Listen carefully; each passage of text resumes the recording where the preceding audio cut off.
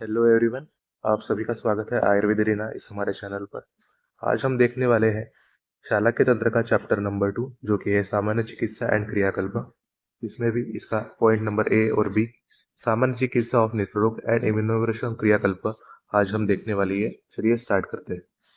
सबसे पहले देखते हैं हम सामान्य चिकित्सा ऑफ नेत्र रोग। तो सामान्य चिकित्सा ऑफ नेत्र रोग का श्लोक जो है वो देखते हैं। उसमें आता है संक्षिप्त क्रियायोगे निदान परिवर्जनम वातादीनम प्रतिघातः प्रोक्ता विस्तारतः पुनः। यानी कि संक्षिप्त क्रियायोगे निदान परिवर्जनम। सबसे जनरल लाइन ऑफ ट्रीटमेंट तो यही है कि निदान परिवर्जनम यानी कि इटियोलॉजिकल फैक्टर्स को हमें अवॉइड करना चाहिए, निदान को अवॉइड करना चाहिए। वातादीनम प्रतिघातः बड़े हुए वातादि दोष, वातादि दोष, वात, कफ, इन तीनों को प्रतिघात यानी कि इनको रोकना चाहिए और इनकी ट्रीटमेंट जो विस्तार से बताई गई है ये हम आगे देखने वाले हैं।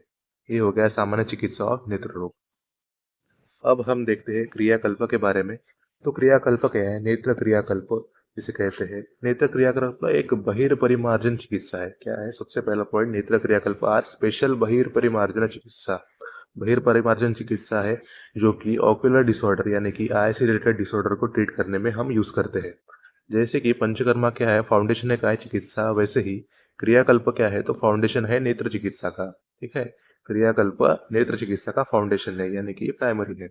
दे are modulated to suit the structural peculiarities and different disease condition of the eyes.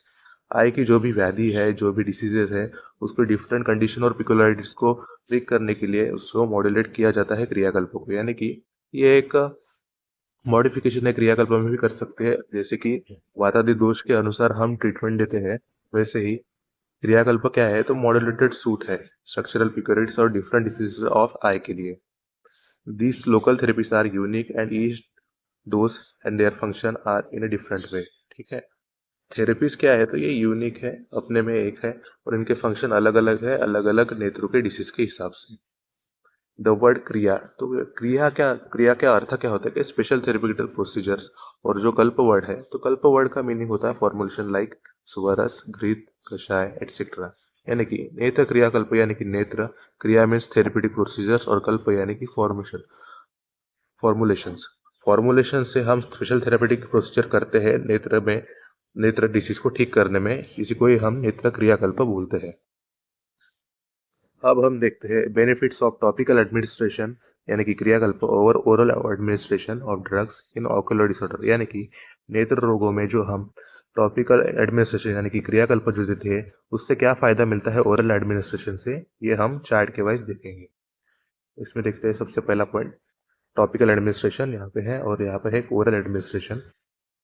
क्रियाकल्प में फर्स्ट पॉइंट आता है जो है the medicine will have direct action on tissue. यानी कि हम क्रियाकल्प जो भी देते हैं उसकी जो औषधि है वो डायरेक्ट टिश्यू पे एक्ट करती है, लेकिन ओरल एडमिनिस्ट्रेशन में ऐसा नहीं होता। There will be no direct action on the tissue. Tissue पे डायरेक्ट एक्शन नहीं होती है। इसमें सेकंड पॉइंट देखते हैं हम, the medicine will not undergo systematic digestion. ठीक है, क्रियाकल्प में क्या होता है? तो जो मेडिसिन है वो सिस्टमिक डाइजेशन के अंडर नहीं जाती, लेकिन जो ओरल एडमिनिस्ट्रेशन हम करते हैं उसमें सिस्टमिक डाइजेशन होता है। इसमें थर्ड पॉइंट देखते हैं, the contact time between tissue and medicine can be monitored. यानी कि जो समय लग रहा है मेडिसिन को एक्ट करने में हम मॉनिटर कर सकते हैं क्रियाकल्प में, और जो ओरल एडमिनिस्ट्रेशन में हम देते हैं दवाइयाँ उसमें हम टाइम मॉनिटर नहीं कर सकते। फोर्थ पॉइंट देखते हैं इसका, क्रियाकल्प में क्या होता है? The medicine can reach the target tissue more easily because of the direct contact. यानी कि जो मेडिसिन रहती है वो डायरेक्ट कॉन्टैक्ट करती है क्रियाकल्प में, और जो ओरल एडमिनिस्ट्रेशन रहता है उसमें blood retinal barrier, blood brain barrier, blood aqueous barrier, ऐसे डिफरेंट डिफरेंट सिचुएशन आते हैं जिससे हम डायरेक्ट कांटेक्ट नहीं कर सकते। इसमें फिफ्थ पॉइंट जो आता है, ठीक है, क्रियाकल्प में जो bioavailability of drug is more. यानी कि नेत्र क्रियाकल्प में बायो अवेलेबिलिटी ज़्यादा रहती है और ओरल एडमिनिस्ट्रेशन में बायो अवेलेबिलिटी कम हो जाती है इन कंपेयर टू क्रियाकल्प। तो ये हो गया बेनिफिट्स ऑफ ट्रॉपिकल एडमिनिस्ट्रेशन यानी कि क्रियाकल्प और ओरल एडमिनिस्ट्रेशन। अब हम देखते हैं एन्यूमरेशन ऑफ क्रियाकल्प यानी कि कौन कौन से आचार्यों ने क्रियाकल्प के कितने नंबर दिए हैं या फिर कैसे क्लासिफिकेशन किया है ये देखते हैं। सबसे पहले आते हैं आचार्य चरक।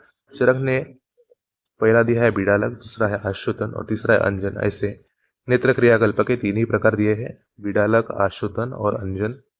सुश्रुत और वाग्भट आचार्य ने क्रियाकल्प के 4 नंबर दिए हैं जो कि है सेक, आश्रुतन, अंजन तर्पण और पुट, सॉरी 5 नंबर दिए हैं। सुश्रुत और वाग्भट ने 5 दिए हैं, सेक, आश्रुतन, अंजना, तर्पण और पूटपाक। और आचार्य शारंगधर ने 7 नंबर दिया है क्रियाकल्प के, जो कि है सेक, आश्रुतन, अंजना, तर्पण, पूटपाक, पिंडी और बिडालक। फिर से रिपीट करते हैं। चरक ने 3 दिए हैं, बिडालक, आश्रुतन और अंजन, BAA।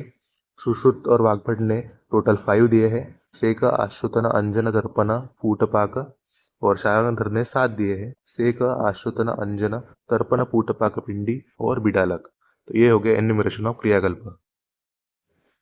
ऐसे ही हमारे चैनल पर बने रहिए आयुर्वेद अरीना। इस चैनल को सब्सक्राइब जरूर कीजिए ताकि आपको लेटेस्ट सिलेबस के न्यू सिलेबस के वीडियोस हमेशा मिलते रहे। वीडियो को लाइक कीजिए और आगे का वीडियो हमारा सेक क्रियाकल्प के बारे में होगा और आगे भी हम क्रियाकल्प के बारे में देखने वाले हैं। ठीक है, thank you for watching Ayurveda arena.